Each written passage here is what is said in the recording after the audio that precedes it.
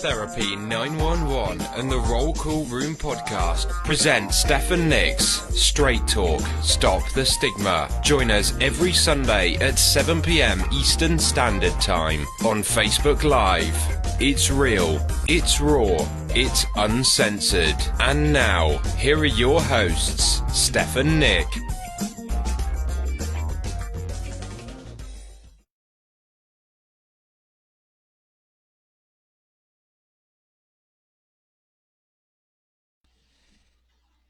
Hello, ladies and gentlemen, and welcome to episode number 2 of Straight Talk, Stop the Stigma.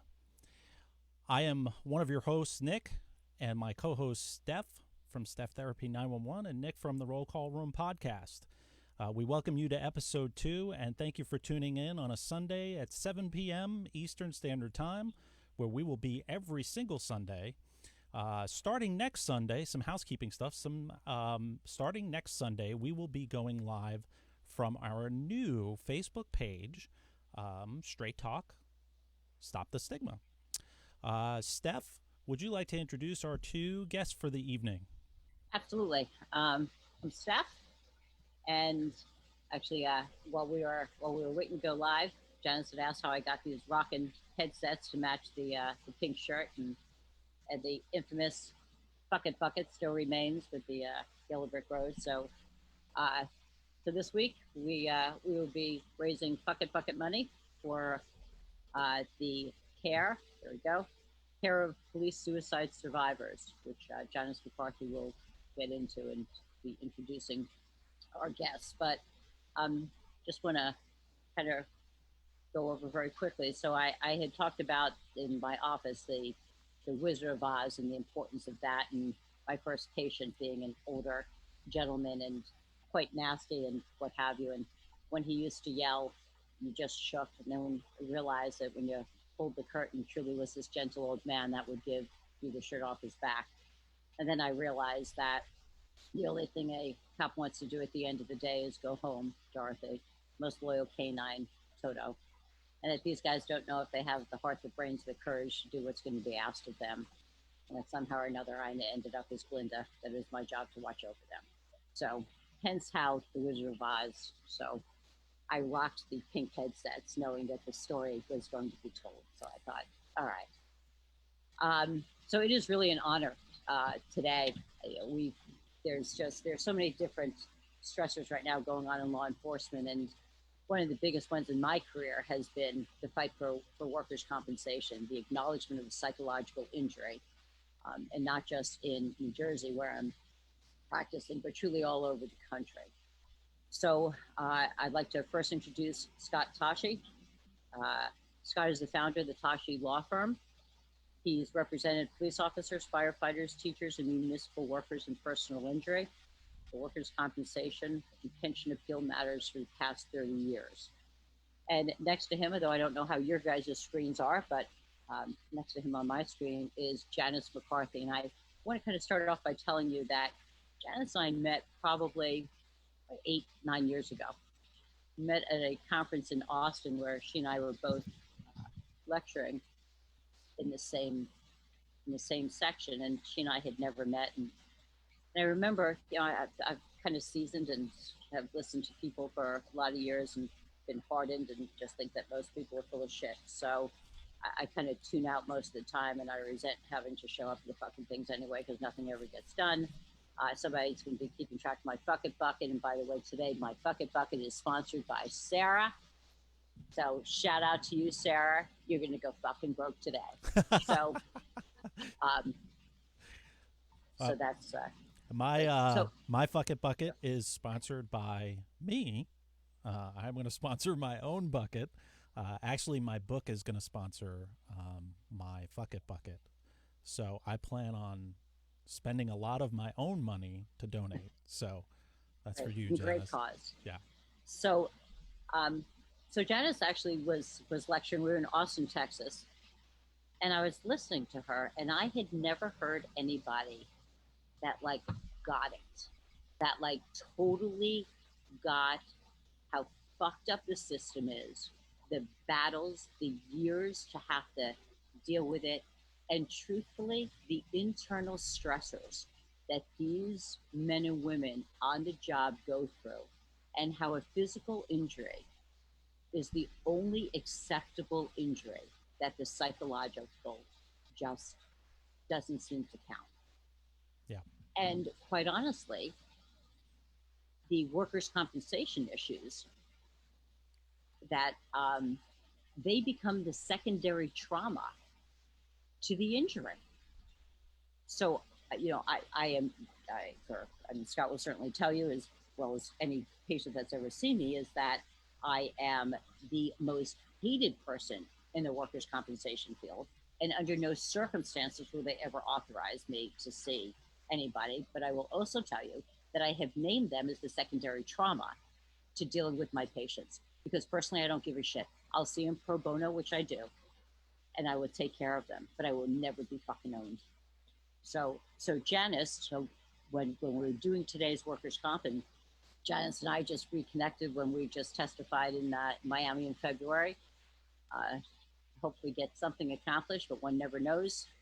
Difficult times. She and I have done a lot of testifying in a lot of different arenas, and it's just sometimes it can feel like it's shoveling shit against the tide, but we'll always show up, because the truth is you never know when you break through, and that's what this is about. It's about just keep doing what you need to do. So Janice's husband Paul died by suicide in July of 2006. Paul had been a well-respected Massachusetts State Police captain. During his 21-year career, he suffered 3 serious line-of-duty accidents, which proved to be the etiology of his post-traumatic stress disorder. She's the founder of COPS, Care of Police Suicide Survivors, which is a not-for-profit foundation which provides care and support for law enforcement suicide survivors and suicide prevention training for law enforcement. In addition to her training and not-for-profit work, she has authored several short papers on police work, PTSD, and its aftermath. She is currently working with legislators in Massachusetts to mandate suicide prevention training for first responders in while they're in the academy in the state. She considers the greatest achievement to be her 3 children, whose strength and love truly fuel her. So I'm going to let Janice, each one of them is going to kind of get into it, and we'll interject, but the story just needs to be told. Scott and she had actually connected when Scott was up in Massachusetts quite some time ago, so it's kind of nice to have everybody back on. So Janice or Scott, whichever one of you wants to lead off, but thank you both truly for being here. Thank you, guys. I think, Stephanie, what you said, just to set the table for us, and then Janice has the real life tragedy that she dealt with. But workers' compensation was created in what we call a remedial statute. Its only reason for being is to remedy a situation. When our statute in New Jersey was written over 100 years ago, there was no component in there for legal representation. It was unnecessary. An employer would go to an employee, you've been injured, you're going to go see this doctor. When you're better, come back to work, and you're going to have your job. It was simple. There were no judges. There were no attorneys involved. Now, over the years, insurance companies saw that as an opportunity. And the opportunity is for them to come in and defend those claims, when a defense of a workers' compensation claim by its very nature was not even supposed to exist. If you were working and you were injured at work, that's the only criteria. You don't prove negligence. There's no contributory negligence involved. There's no intentional activity that's involved on your behalf. If you're doing your job, you're entitled to the benefits. Now, insurance companies came in and started to deny the benefits surreptitiously without telling the injured worker what their rights were. That's when attorneys started to come in to represent the injured workers. Now, fast forward 100 years, and probably the largest component of most of these defense firms is their workers' compensation defense. Our cases, their nature is they get listed regularly, once every 3 weeks, where a superior court case might not get listed for years until it's getting ready for trial. So insurance companies see the fact that they can send certain attorneys to court and all these activities. for years, and it's a huge revenue generator for them. And the last thing they want to see is somebody like Stephanie, who's not going to kowtow to them and be dictated to by them in terms of medical treatment. And Janice, you saw that firsthand in Massachusetts. The physical injuries are easy. It's the psychological injuries, and they deny those under the guise of it's a subjective complaint. There's nothing objective we can look at. We can't see it on an x-ray or an MRI or a CAT scan. We don't know if the officer was upset by something that happened to him at home, or was it really truly something related to work? And that's why you need a medical professional to be involved early on these cases, so that they can go through the process with the individual and make that determination. And I mean, you saw it with Paul, that never happened. No, and you know what? Well said, Scott. Unfortunately, this has been going on for a long time. It's exacerbated in this climate, but you know, I can tell you, as the wife of a police officer and now the widow of a police officer, you start that life believing that, you know, your husband is doing a noble job, loves his job, taking care of the public, and you don't ever worry about the fact that if something awful happens to him in the line of duty, he's not going to get taken care of. So I got that awful call in the winter of 1993 when he was run over by a bus, and his legs were crushed and physically he was a mess. I was taken in and they said, oh, we took him into the best trauma unit ever. He's going to have the best care. Out of work for 2 years, had the best physical care, physical therapy. They took care of him completely. But when the emotional issues started to surface, they didn't know what to do with him. You know, they said, okay, well, if you really think you need some help, you know, well, how many people get run over by a bus and don't have some sort of trauma from that? But, you know, let's think back to the profile that a lot of people like to think about a cop. They can take anything, you know, they should be able to handle that. We don't allow them to be human. That's the problem. So when he was emotionally human, when he did succumb emotionally to the traumas that he endured on this job, not only being run over by a bus, but hit by a wrong way drunk driver, dragged through a tunnel, many, many traumas, they threw him away. And I literally said, well, wait a minute. He was hurt physically. Now he's suffering emotionally from a whole lot of shit that not anyone should have to go through. And you don't know what to do with him. And not only do you not know what to do with him, you don't want to take care of him. They wanted him to retire. They wanted him out of there because he was a pain in the ass. Okay, so you transfer him around. And the ultimate egregious act was the end of his life when he finally admitted that he needed help. And we went through the chain of command, and we were getting him for an in-house hospitalization to get intensive treatment. And they said, chain of command, agree to it. He can go, with the stipulation that he had to leave the job. And 3 weeks later, he drove to a construction site and put a bullet in his chest. Is that taking care of our people? It's not. It's not. And problem, it starts always at the top. When I was brought up in this world of workers' compensation and representing, my honor to represent police officers, chiefs of police ran the kingdom. They dictated, they protected, nothing happened to their men. Unfortunately, whether you call it politics or economics, township administrators now have supplanted many of the chiefs. The chiefs are not chiefs anymore. They're administrators, and there is no protection. And the township administrator's decisions aren't made on what's the best in the best interest of the officer. They're made is what is the best interest of the township, municipality, city. What's the cost analysis on that? Is it going to cost us more money to keep this officer, to treat this officer, or to force them into retirement. And we're seeing that every day now. And it's officers who, this is their calling, this is their careers. Many of them lifetime family lineage of police officers. And they're being told, no, you're no good anymore. And it's got a secondary effect. The other officers see this too. The younger officers, and they're like, this guy's a great officer. Look at what they're doing to him. What if it happens to me? And that's just got a cascading effect with morale and, again, avoiding the issue, the real problem, treating the officer, the post-traumatic stress, the psychological component of this. We've come a long way. People like Stephanie did this when I first started practice. Now there are trained professionals who can help the officers, but now there's also a disconnect. That's not provided for the officers by the department. Some departments are starting to make that change, but most departments aren't.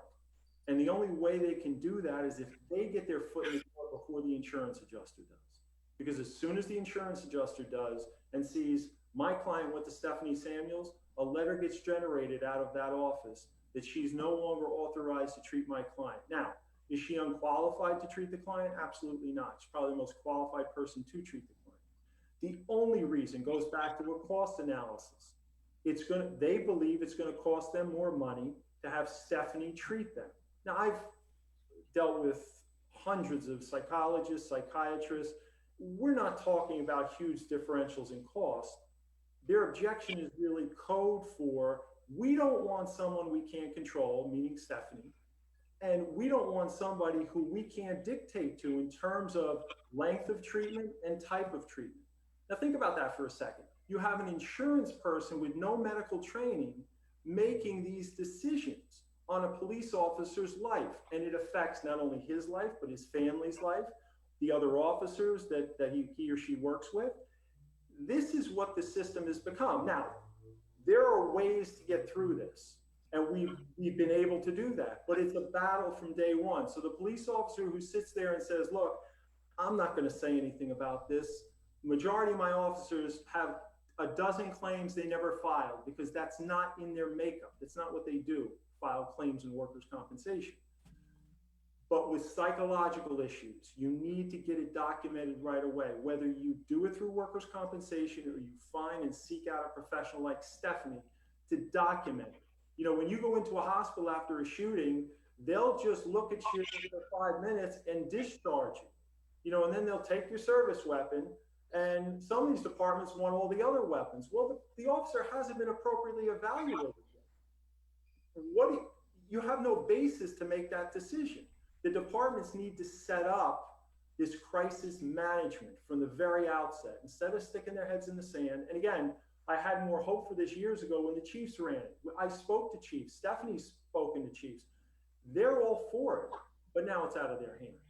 So you need to document the claims right away, but get to a professional, even if you have to do it yourself, for your life and for the life of your family. The other part of that is not every state acknowledges a psychological injury. Number one is a valid workers' compensation claim. And number two, probably even more significantly, for their pension system. So when you have an officer who no longer can perform the duties of a police officer due to a psychological injury, except they're going to end up with nothing. Connecticut changed its law, but when Sandy Hook happened, there was nothing on the books.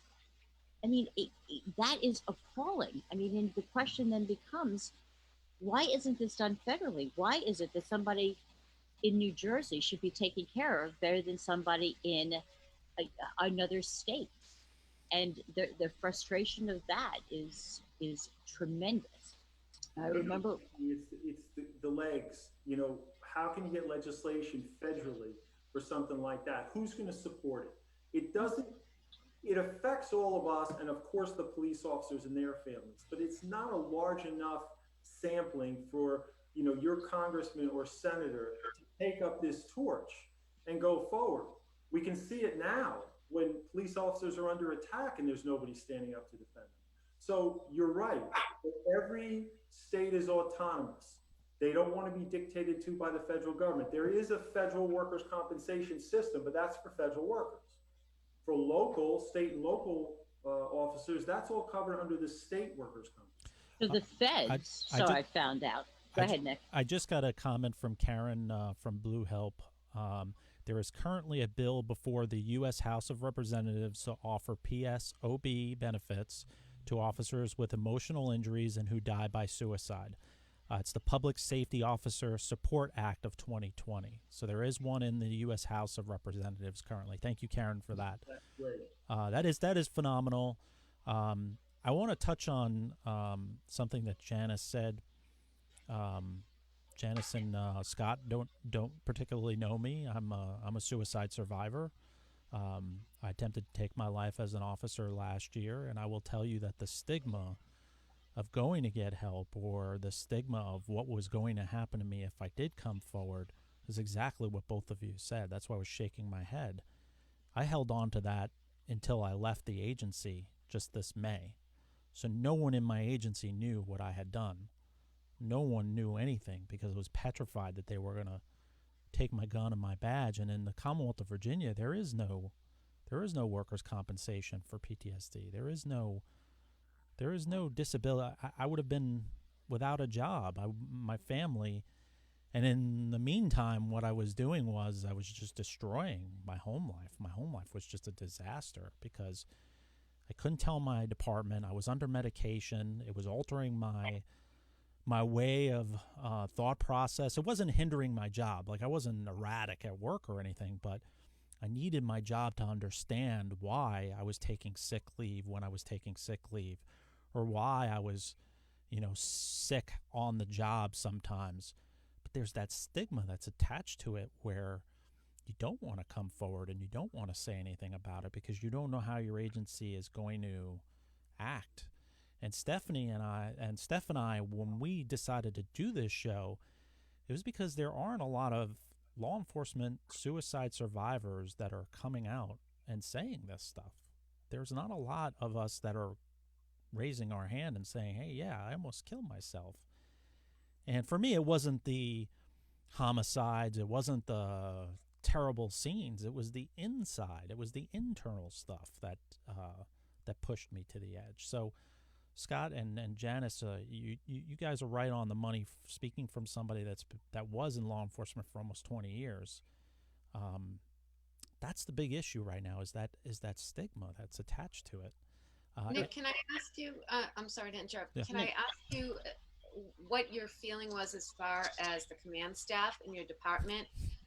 Were they supportive, or you're laughing? So I kind of think I already know the answer to that question. Well, Janice, I will give you a very, very short abridged version because I've promised Steph that I would I would refrain. So I attempted on May 25th, 2019. October 27th, I released a podcast called the Roll Call Room Podcast. And it was solely to get out there about the poor law enforcement leadership. And my department greeted me with open arms with that podcast to the point where they forced me out of the agency because I refused to shut that podcast down. And it had saved hundreds, if not thousands of lives.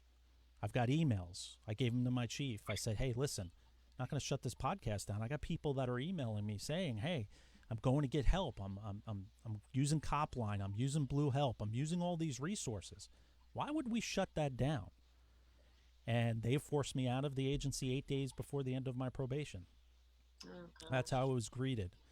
And because of that, and because I've come out public, my law enforcement career is officially over. I will never be able to carry a gun and badge again for the rest of my life. And that's the hill that I chose to die on. No pun intended, but so as far as the command staff, I think the problem is that we don't teach our command staff how to deal with PTSD. As a sergeant, I was a sergeant for 7 years before I left the agency for a brief time, and then I came back. As a sergeant, when I got promoted, I got handed a gold badge, chevrons, and told, congratulations, tomorrow you go to midnights. There was no training. There was no way for me to identify that Officer Joe is working tremendous amount of hours because he's in financial ruin, or this officer is taking forever to do reports because they're working through problems at home. They don't teach that to supervisors and command staff. And instead of going and seeking that training, they just put their head in the sand. And like Scott said, is workers' comp is an absolute nightmare to deal with a regular injury. With a cruiser accident, it's a nightmare to deal with because workers' comp immediately wants the officers to return back to work, whether they're ready or they're not. They want them back right away.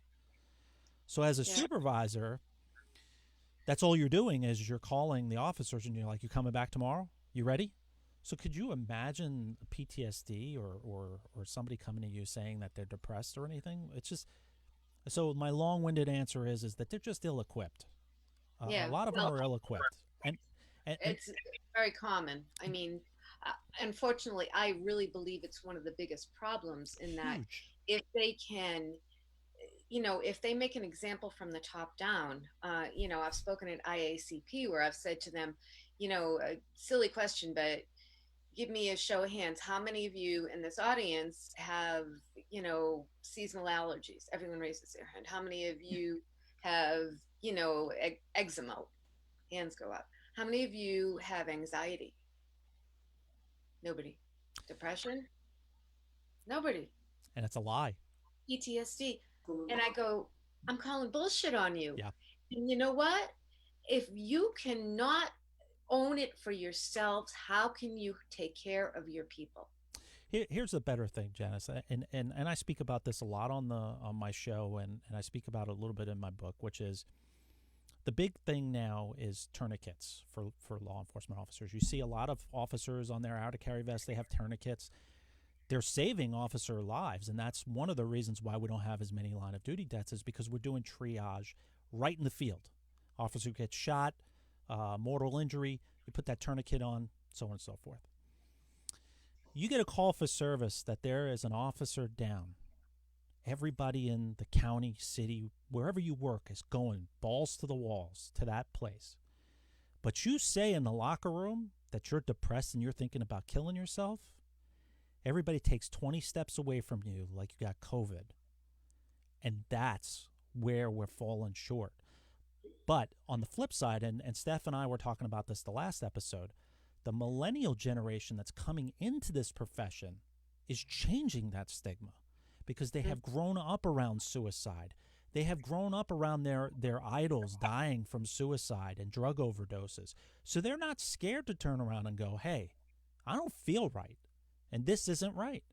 And Steph and I mean, I'm speaking for her, but, both of us both agree is the millennial generation, and really is what's going to fix a lot of the mental health issues and the PTSD issues and breaking the stigma. But there is no stigma for them. They get counseling. They do those things. And they're on medication. It's accepted. And they're on medication. They're accepting of antidepressants. And the big thing, and Scott hit on this big time with chiefs of police. I think the major issue is that we have a lot of chiefs of police that are set in old ways that are not adapting to the new style of policing, the next generation of policing. And the dinosaurs are not dying off fast enough, no pun intended again. But I'd like to see younger chiefs of police with better ideas that are more exposed to PTSD and more welcoming to therapy, whatever that might be, wellness of some kind. I know yoga is a big thing right now. I'm not big into yoga, nor do I fit in yoga pants. But, I know a lot of departments are doing therapy dogs. What's the harm in that? What's the harm in having a German Shepherd or a Labrador Retriever ride with you once a week as a service dog? What's the harm in that? But you have a lot of chiefs that are like, it's too progressive for me. It's too progressive. Well, and even the chiefs that will go along with that are suggested. Then you get to the administrators in the municipality. They don't want to incur the cost for it. Exactly. Yeah, and you hit it right on the head. A lot of chiefs of police are no longer leaders; they are figureheads or puppets, because they get hired by city managers or mayors, and their job is contingent on how they listen to their bosses. So they are just like Scott said, they are figureheads. They are not the end all to be all. Back in the day when I first started 20 years ago, when the chief of police said, "This is the way it is. This is the policy," it was the policy. It's not that way anymore. And it's very apparent that a lot of these chiefs can't even make a decision without checking with the city manager or the mayor. Well, they're also afraid of the liability of guys that are suffering with emotional. They don't know what to do with that. Because just imagine you did a PTSD screening. Like let's say me and Steph go into my old agency right now, and we do a confidential PTSD screening. Right? We already have a recruitment problem in this profession. It's at an all-time low. Nobody wants to do this fucking job anymore. That's $1 for me. So you go in there and you mandate that there's an annual PTSD screening that's confidential. There is no repercussion for you taking it unless you say the magic words, unless you go into that PTSD screening and you say, "Hey, listen, I'm probably going to kill myself tomorrow." You have an obligation as a therapist, and Stephanie knows, and you have an obligation if you're doing the PTSD screening. You need to take care of that right away. But if we go in there and we do a PTSD screening tomorrow, me and Steph, I guarantee you that we lose 60% of our workforce. And that scares the shit out of these municipalities where we've got people leaving in record numbers. Minnesota, 150 people put in for PTSD. I think, Steph, you're going to talk about that, right? 150 people put in for PTSD workers' comp. NYPD has stopped retirements. You putting your retirement paperwork in because people are leaving in record numbers. Nobody wants to do this job. But here's the other part of it. Yeah. Is if we can start at the academy level. Absolutely. If we can make it so that what they see on the streets is abnormal and what they feel is normal, then we can start really dealing with what the crux of this is. And I had, and Janice, I'm going to piggyback on you. So I had gone to a department. I had met with their brass. And of their brass, there are approximately, as small as about 10 people in there, of which 4 of them were my patients. None of them knew that there were 4 of them that were my patients. And so I did the same thing. I talked about, they said that they want to take care of their own. They want to be able to make sure that they get the help they need. So it's a brilliant way to open up. It's fabulous. So I said to them, well, I said, who here is in therapy? Fucking crickets. Mm-hmm. I'm like, well, you know what? Time is money, and I'm here pro bono. I'm not going to waste your time. You're not going to waste my time. If you can't lead by example, then there's really no place to go. Yeah. Like if you can pull somebody into your office and say, hey, look, this is what I'm noticing. This is what I've heard or what have you. And I know because I was struggling too. And this is the person that I see. This isn't the Stephanie Samuel show. I don't give a fuck who you see. See somebody who's culturally competent to do this. That's it. I figure out the name. I don't care. There's plenty of us out there. There's enough. Just find them. Yeah. That's the biggest way to erase stigma. By absolutely. Well, and that's the thing is in the academy for Virginia, for DCJS for Virginia, I think you need something like 80 hours for domestic violence training. 80 hours. You know how long they spend on PTSD training or mental health training for law enforcement in the academies here in Virginia? 4-hour block. 4 hours. That's 2 hours more than we get. Yeah, but the sad part is that part of breaking down the stigma is getting folks like, and this is not a plug for me, but getting folks like me that are suicide survivors to go to the academy and tell the story and not be ostracized and not be judged by it. because these younger officers or officers in general that are in the academy, they need to know the changes that they're going to go through. So I will tell you that at Monmouth County Police Academy, I got to lecture for 20 hours Straight? and that, well, I got to sleep. I like to push her buttons. At least you don't have your hat on, so everybody can see that you're actually. Yeah, you made fun of me being bald last time. Well, fuck you. You said I was 80. Aren't you? And I didn't get the Botox. I'd go tomorrow. How many F-bombs in 20 hours? Yeah. Actually, somebody did count. Okay, so all right, so I digress. So John's not going to address that. So I got called in by the director of the police academy, who pulls me into his office as I'm going in to teach the second part of that. And he says, Ms. Samuels, he said, there have been complaints about your language. What? He said, we need to address this with the recruit class. What? Fuck my life. What are they going to hear outside on the street? So there I am, my tail between my legs. I go in, and God bless him, man. Director Mayo says, Wes Mayo, incredible man. He says, I would like to see the people. He said, I've spoken to Ms. Simers about her language. He said, I'd like for the recruits that were offended to please stand up. Very proudly, these three individuals stood up. And Director Mayo said, please take your books. Please come into my office.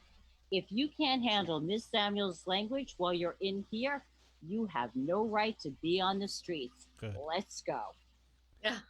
So I was like, so, Steph, what was the number one word you used in the academy? probably fuck. That's $1. Yeah. Tricked you. Nice. I told the fans you. right now on the live So feed smart. that I was going to make you curse. Those are, oh, aren't you sweet? You're down $8, by the way. Yeah, I'm going to do that more. So being able to get into the academy, one of the things that I did, so 4 hours of that block were spent with officers in my practice that had been through critical incidents and at different stages. Some of them were going to retire. Some of them were transitioning back. Some of them had transitioned back. One of them had been shot 3 times. There was just another one had been federally charged and accused of doing just police brutality stuff. It was amazing to see. So when I will tell you the impact of this, 2 weeks ago, I got a phone call from one of the officers, one of the recruits, who 17 years ago had me. And he said, I held on to your card. I was like, you know what? That's what this is about. So, and he actually was not pleased with my language. But I'm like, did the fucks get you? He's like, no. He goes, actually, I kind of didn't appreciate that. He had been in construction for years before. But he said, but I will tell you, you ruminated. And they will remember specific people that I brought in, maybe not by name, but by critical incident. Mm-hmm. That's what this is about. And that's where we can start truly impacting. And being able to see, one of the reasons why I wanted to do this show is that this is what a cop shrink looks like. This is what a cop shrink sounds like. This isn't the stigma of you go in, you take off your shoes, you lay on the couch. This isn't it. A lot of times, when they're telling me a story and I start to emote, and I'm human. And it helps them understand, like, holy shit, what I went through really was bad. Being able to have a safe place to know, and I have no doubt I'm tested all the time, but that they realize that there is a safe place. And if we can start at the academy, if we can get supervisors, if we can get those leaders that say, my guy has a psychological injury, or my guy was in a shooting, I need him to see somebody culturally competent. So one of the things that I had talked about with Scott, I had somebody who had unfortunately been involved in a fatal shooting with an EDP, emotionally disturbed person. They sent him to the workers' compensation therapist, and her specialty was in dealing with schizophrenia. He had shot and killed somebody who was schizophrenic. He goes out into the waiting room with people that are emotionally disturbed. He's hyper vigilant. And when he was talking to the therapist, he said to the therapist, "Have you ever seen a cop before?" And her response was priceless. She's like, "No, but I figure you haven't been in a shooting before, so we can both wing this together." This isn't about fucking winging it.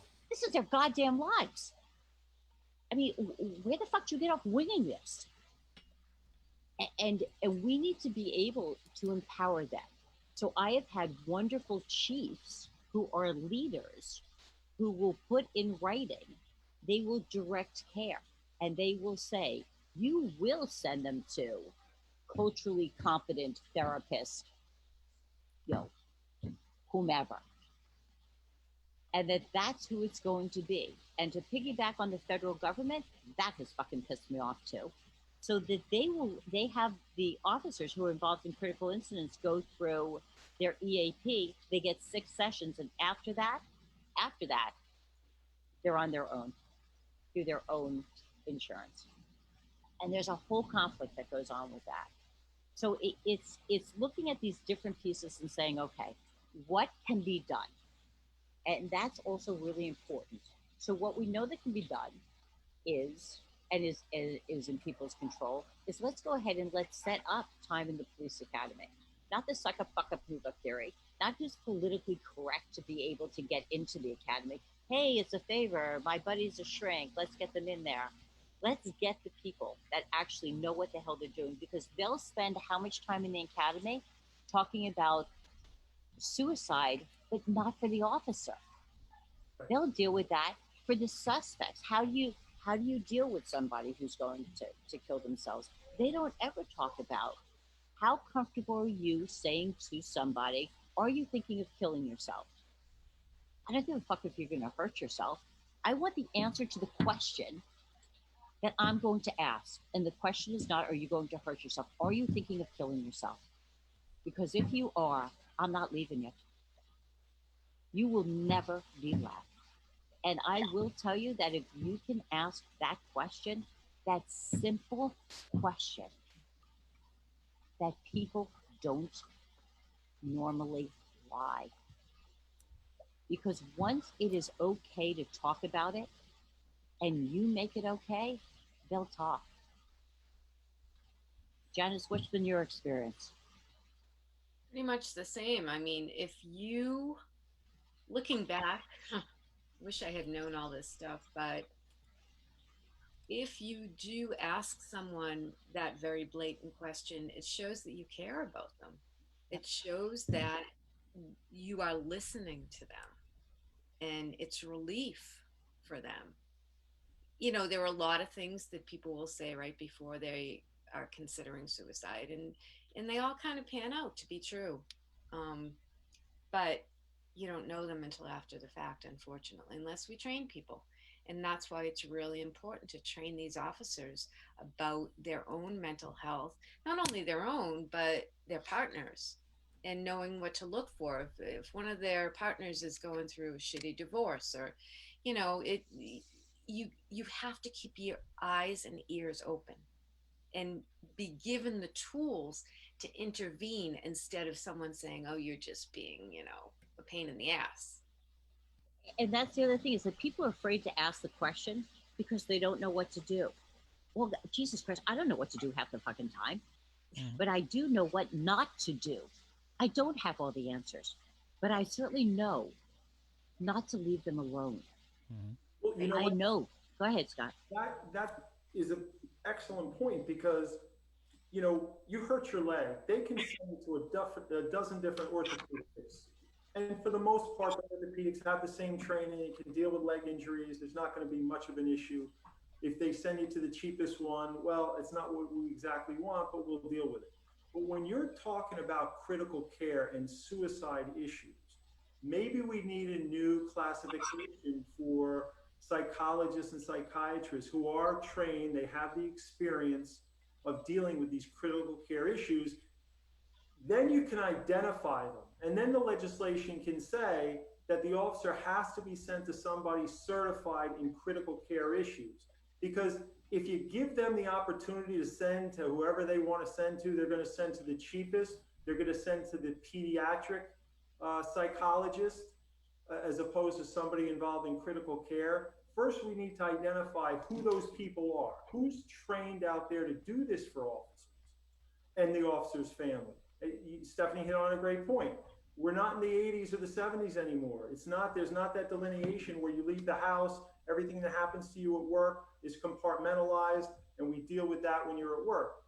Everything that happens now involves multiple layers of people associated with that officer. So the care and the treatment, and Stephanie, I've seen her do this with clients. There's certain patients that she wants to get the family involved with because it's critical to the well-being of the officer. Other situations don't dictate that. But if we identify those people, and I know it's not the Stephanie Samuels show, to do that, but she's the best there is. If I have one officer, I have a colleague that have said to me, number one, I'm not going to a woman. I'm not talking to a woman. I'm not dealing with it. I don't care what you say. Then once they go to see her, every single one of them who was in crisis for suicide has called me and said, she saved my life. Mm-hmm. We need to identify those caregivers out there. Once we identify them, give them whatever the status is that they deserve, and then get the insurance companies to have to mandate that the officers are sent to these people, whether it's in California or New Jersey or Massachusetts. It needs to happen. You just can't leave it to the insurance company because they're not going to do what's right. They're going to do what's best for them. And the key is to be able to listen. I mean, what I'm doing in private practice isn't this miracle work. I understand law enforcement, yes, but it's also listening and truly giving a shit. These guys have survived on a sixth sense. They know who's full of shit. They know who's in it for the money. They know who's watching the clock. That's key. Stephanie, you know what worries me? I'm sorry to interrupt. Yeah, go ahead. There's not enough of you. I mean, I don't know in my area, like if I had to refer someone, I don't know who to send them to. How do we do that? Yeah.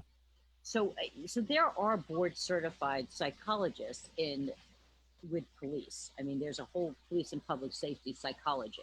So part of what we need to be able to do is to have those lists available in every state.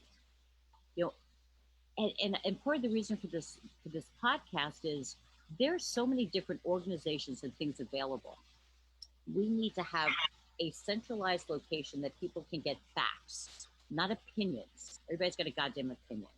But so how do we come up with a culturally competent list? So I know for Copline, I mean, that's one of the things that we've been tasked with nationally, is because we get calls from all over the United States and Canada, is when we have to send a referral, we need to be able to get people. So being able to access those lists, there's fucking politics with the fucking list. So when I've said to friends of mine, do me a favor, put this out on your listserv, and then I get shit back saying, hey, just so you know, the president so-and-so says, we don't want to be doing that. Fuck you. How do you get into this? Like we have one goal. The one goal is let's save officers. It's not about, hey, I got credit for it. Hey, you did this. It's you need to just do the right thing. They don't check my taxes to make sure that I paid before they show up at my door at 2:18 in the morning. They don't know who I am. But damn, man, they're willing to put their lives in front of mine or my family's. I owe them. I owe them as a human being. Even if I wasn't somebody who did this, I owe them the respect that they've earned in my world. So being able to get those national lists, I know that the national FOP is doing the vetting of lists, and that they sent out to all of their members, which was awesome. Who is it that you have used? Who do you trust? No better person in the world to vet than officers themselves. So being able to, again, the positive, getting everybody in this country, everybody that's listening to this, if you have a therapist that you have seen, that is not me. And by the way, I cannot take anybody that calls me from this show. I cannot see you. That is um, inappropriate for me to ever use this to try and gain any monetary gain. But if there is a therapist that you have seen any place in the country or Canada, please email. Email at stephtherapy911@gmail.com. Get it to me, because that way we can create these lists. National FOP will all work together. We are truly in this together. And to be able to then get it to attorneys like Scott, who can then say to insurance carriers, well, here are the CVs of these individuals, Your Honor, as compared to the CV of the person that you want to send them to. And as you can see, veterinary psychology is not necessarily appropriate to send one of our officers to. So, those are just the beginnings. Being able to get the training in the academies, to start from the bottom up. But in the meantime, while we're going from the bottom up, get the top. Start being able to do what's needed, and being able to have advocates. Scott, I've watched you. I've watched you just be vigilant in making sure these guys get what they need. And watching other attorneys who it's about the money. It's about, it's about the hours, and the only time that you see the attorney is the day you sit down with them, and then you go to an underling. That's you tricked me. And as a cop, they feel betrayed enough by the world. But that fucking shell game. Hey, yeah, hey Scott, great days. Okay, well now you'll be seeing whomever. Not good, man. Not good. And you know what? Janice has done the work legislatively. You get this list, and then we can craft some type of legislation to actually identify that the insurance company mandate the insurance company has to get a person in critical care, an officer in critical care, to one of these certified psychologists or psychiatrists. That's going to go a long way, because insurance companies, they can't argue with the legislation, the law. If you give them a choice, they're always going to make the wrong one. It's best for them. Oh, But if it's somehow memorialized, we have a whole lot better service than not standardized. We just got a comment through our live feed from Sherry, who speaks about what Stephanie said, which is therapist information can be sent to officerwellness@fop.net. So that's that list that Stephanie was talking about, the national Absolutely.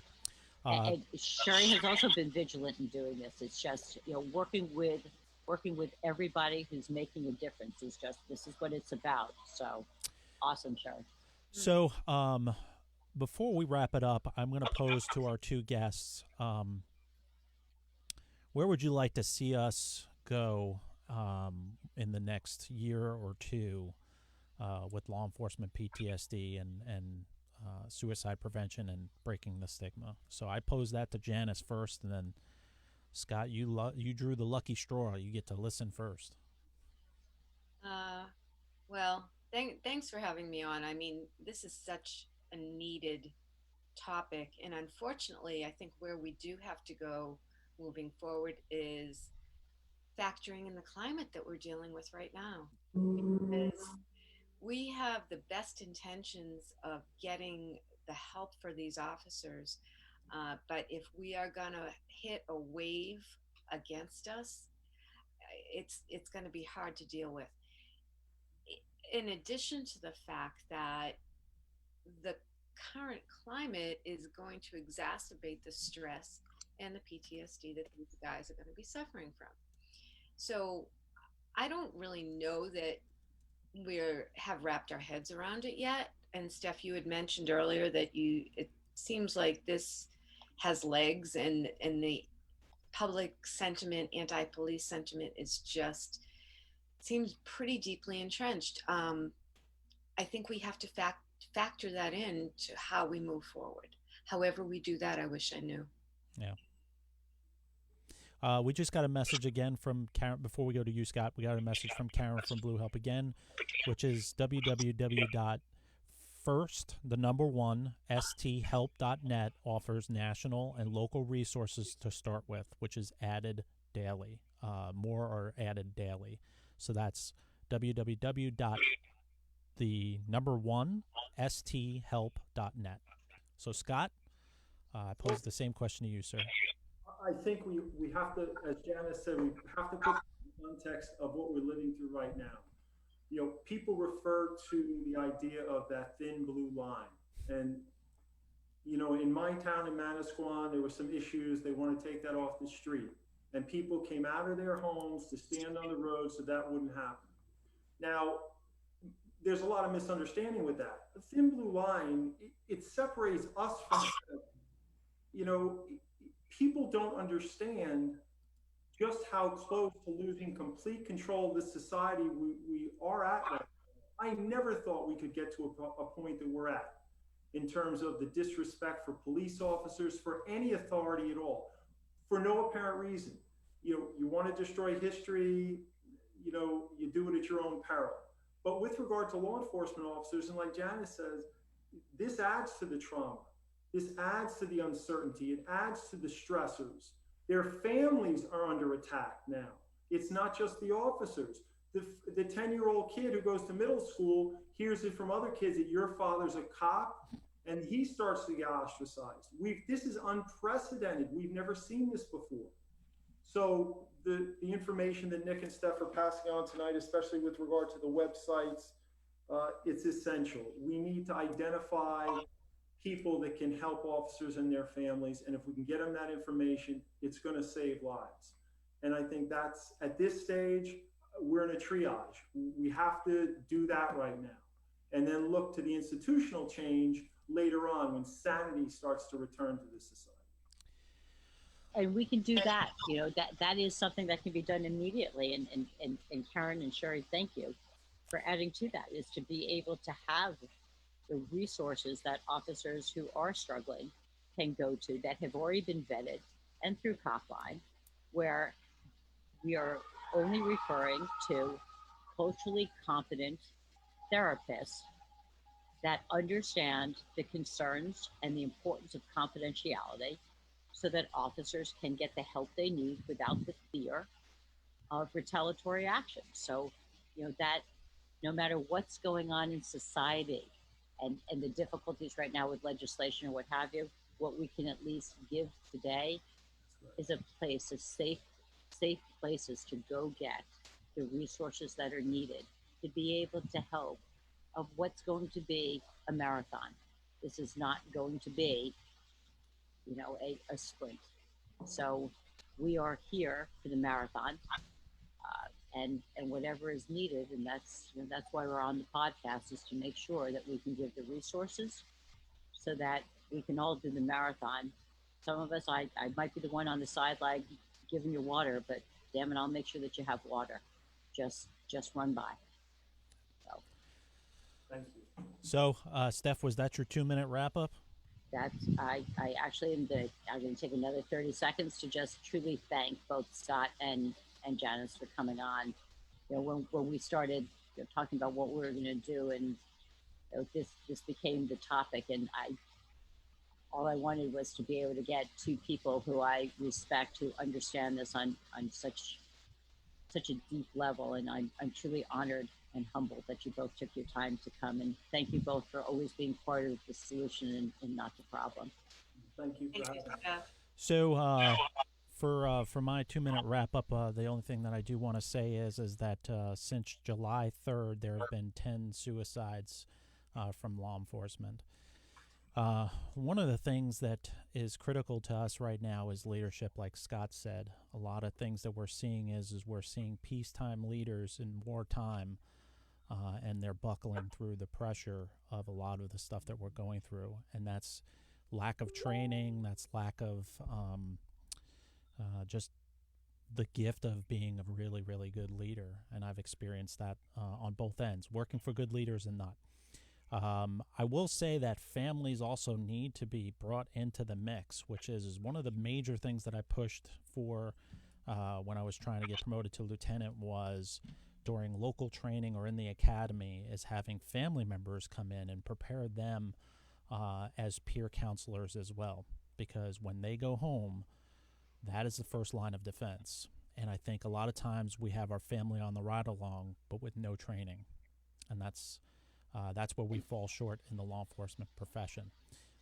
Why are we being so quiet? Why do we have such a short fuse? Why are there triggers and all these other things? So that's my closeout. And I want to thank Janice and I want to thank Scott again for coming on. When Steph and I had talked about doing episode 2 with you guys, I knew it was going to be really good. I just didn't know that it was going to be this good. So I hope that we can have you guys on again in the future. We hope that you had a good time, even though Steph cursed a lot. I don't condone it. But I do have a tally from Susanna, who has been our... it's over now, so I can say it. This doesn't count. Fuck it. I'll put $1 in my thing. The tally is in. Stephanie has raised $24, and I have raised a measly $2. My family in New York City would be so upset with me right now. So that money, again, that will go towards Janice's charity. Thank you guys for coming on. Steph, anything before we close out? Just next week, we're going to be having Dr. Lou Schlosser on, who does fitness for duties. And we are going to be dealing with the fear, fiction, and facts of what these fitness for duties are all about. So hoping that everybody can tune in for that. We want, questions, because that just seems to be everybody's greatest fear, and we'll certainly get into the realities of that next week. So please continue to spread the word, because I think it's important that people know that we're here, and that's 1 hour on a Sunday, and being able to hit us up afterwards. And if you have any suggestions or what have you, like always, please let us know. We want to be the best that we can be. Yeah, and folks, just as a reminder, again, we will be on the Straight Talk Stop the Stigma Facebook page, but we will be streaming live across the other pages as well. So please, every Sunday, 7 p.m. Eastern Standard Time, give us an hour of your time during the evening. Football is not on, so please catch us on the replay. And even I don't if know if anybody's going to be watching it. Yeah. And also, once this live is over, please go ahead and share it to other pages. Thank you all for coming for another episode, and we'll see you next Sunday.